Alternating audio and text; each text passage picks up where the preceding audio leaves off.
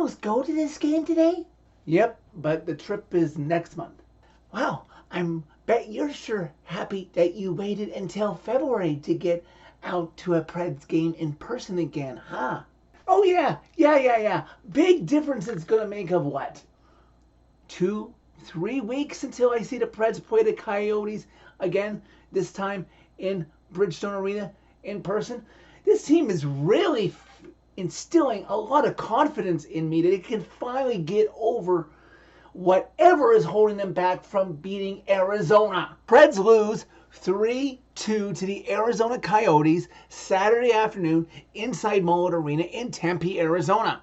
Again, with this team, it's 1 step backwards with a loss in Vegas, 2 steps forward with a big win in LA, and then 1 to 2 steps backwards again with this loss. When you don't have a good start and you try to have too much finesse, this is the result that's going to happen. I don't care that you had a massive amount of shots in this game. It didn't produce any goals, did it? Just like Monday against Vegas. For the life of me, I do not understand why this team struggles against the Coyotes so much. And yes, I'm still not over the 2012 playoff loss to this team. Oh yeah, and there's the bubble loss to the Coyotes. Yes, I know it was in Edmonton, but still. Coming into this game, the Coyotes were 6 points back of the Preds. Preds were looking good, but now the Coyotes are only 4 points back.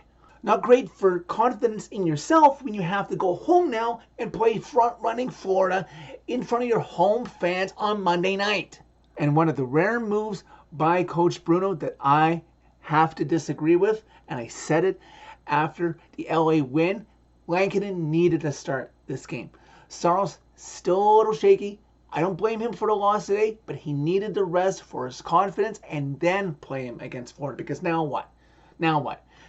Obviously, Saros is going to start the Florida game, and then we're going to find out Thursday or Friday at the end of this upcoming week that Lankinen, he gets the Minnesota game, or does he get the Edmonton game on the road? I also am trying to find an appreciation for putting Sherwood back in a lineup that cost Tomasino a roster spot, because Tomasino needs to be out there playing with an Evangelista for the future of those guys, the future of the team, building a good chemistry up.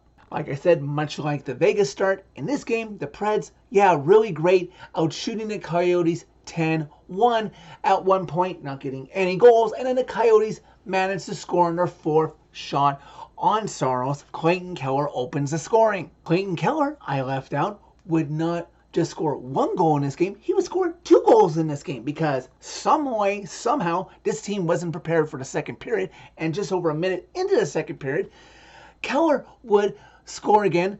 Just like that, the Preds are down 2-0. How do you come out so flat to start a period when you're on the road? You know you're going to need to match Arizona's energy that is playing really loose right now. Hey, I will not leave out one of the bright spots in this game was when the Preds on the power play cut it to 2-1 Arizona, and Roman Josi would get credit for the goal, putting him ahead of Shea Weber for most goals all time by a Preds defenseman. But the Preds can't generate any momentum out of that. Moments later, Carcone of the Coyotes restores the Coyotes' 2-goal lead.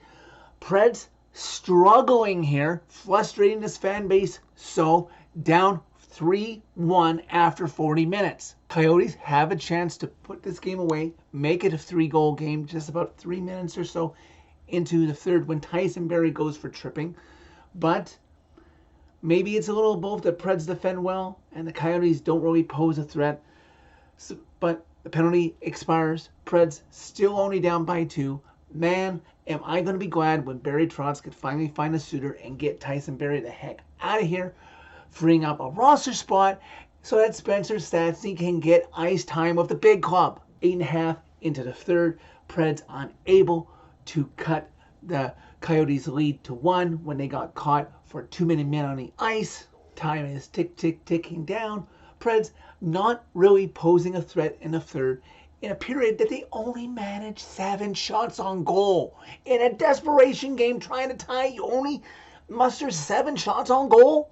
And like I said, I don't blame this game on Sarles. And he didn't give up because about 3.5 left, Clayton Keller is allowed a breakaway chance. How the heck the Preds defense allowed that? And you see Sarles kept this a 2-goal lead for the Coyotes, making sure this game was still within reach.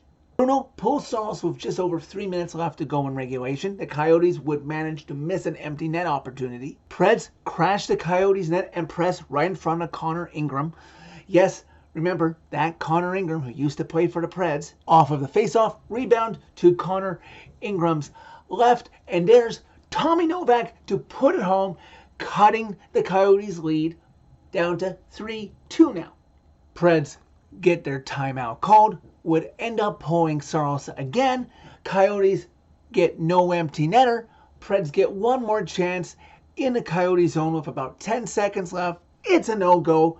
No points recorded in the desert. Yet again, I seem like a broken record with these fan reaction videos through 5 seasons now, with so many games in Arizona that they don't win, that they should be more competitive in, and the Coyotes win this game 3-2. Hey, props to Connor Ingram. He played well. But the biggest disappointment for me in this game, watching this Preds team, is that when he really needed it, when he really needed to bail out Sarles throughout the game, when he wasn't getting defensive help, was the fact that they couldn't help him up offensively by even mustering even double digits in shots. If you're going to put yourself in a hole, I'm going to need to see that you can at least have some sort of fight back. And can we stop it with every single game, win or lose, the fact that I barely ever see this team win the face-off battle?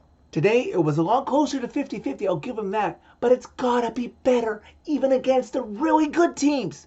Well, now it's back home on Monday to play Florida, like I said, where I assume that Sarles will start, and then they've got 2 full days off before they face Minnesota on the road, and then Edmonton. Will somebody beat Edmonton? Maybe they shouldn't lose before that, because if the Preds have to face them on a long winning streak, maybe they can finally get them with their guard down. And just thank God a week from today will be the last time the Preds have to face the Oilers this season. Thank you. Unless they somehow meet in the playoffs, and then that's a whole new level of stress. Overall, really, I'm not angry. I'm just disappointed that this team let 2 points slip away that they should have had against a team lower them in the standings that they needed, now with less than 40 games left to go in the season. So that is it for this one. Thank you very much for watching. As always, click like if you like this video. Click subscribe if you really like it. You can find my social media by clicking on the channel name. Tell all your friends about Redemption at Florida on Monday. Get that measuring stick ready for that game to see where the Preds are for game 47.